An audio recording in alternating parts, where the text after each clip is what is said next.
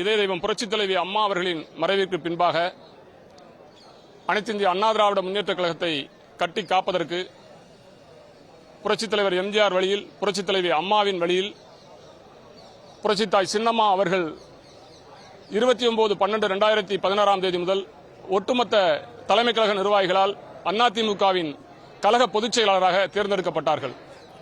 கழக துரோகிகளும் அரசியல் எதிரிகளும் சின்னம்மாவை வீழ்த்துவதற்காக வியூகம் அமைத்து அந்த வியூகத்தில் இருந்து அவர்கள் மீண்டு வந்து இன்றைக்கு கழகத்தின் தொண்டர்கள் அனைவரும் தமிழ்நாடு முழுவதும் எதிர்பார்த்ததைப் போல தமிழ்நாட்டின் முதலமைச்சராக அவர் பொறுப்பேற்க வேண்டும் என்கின்ற அடிப்படையில் தமிழ்நாட்டில் முழுவதிலும் இருந்து சாறை சாறையாக இன்றைக்கு புரட்சித்தாய் சின்னம்மா அவர்களை வந்து சந்தித்துக் கொண்டிருக்கிறார்கள்.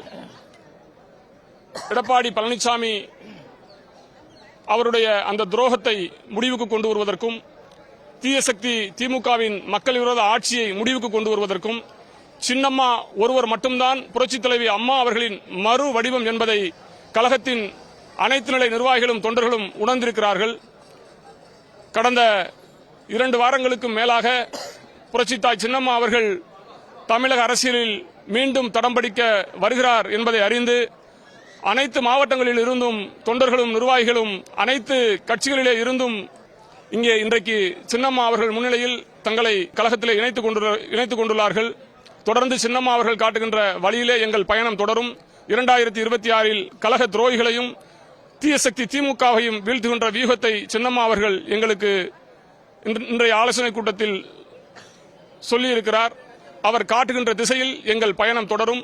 புரட்சித்தாய் சின்னம்மா அவர்கள் அனைத்து தடைகளையும் உடைத்தெறிந்து தமிழ்நாட்டின் முதலமைச்சராகவும் நிச்சயம் வருவார் என்று சொல்லி 3 தமிழக முதல்வர்களை உருவாக்கிய மாண்புமிகு சின்னம்மாவை வணங்கி நான் 1987 முதல் ஜே அணியில் முதல் உறுப்பினராகி இன்று வரை 38 ஆண்டுகளாக தொடர்ந்து சின்னம்மா வழியில் பணியாற்றி வருகிறேன்.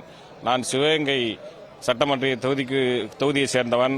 நான் இப்பொழுது சிவகங்கை தெற்கு ஒன்றிய அமமுக ஒன்றிய கழக செயலாளராக பணியாற்றி வருகிறேன். இன்று முதல் சின்னம்மாவின் விசுவாசியாக இருந்து வெற்றிக்கு பாடுபடுவேன் என்று உறுதி கூறுகிறேன்.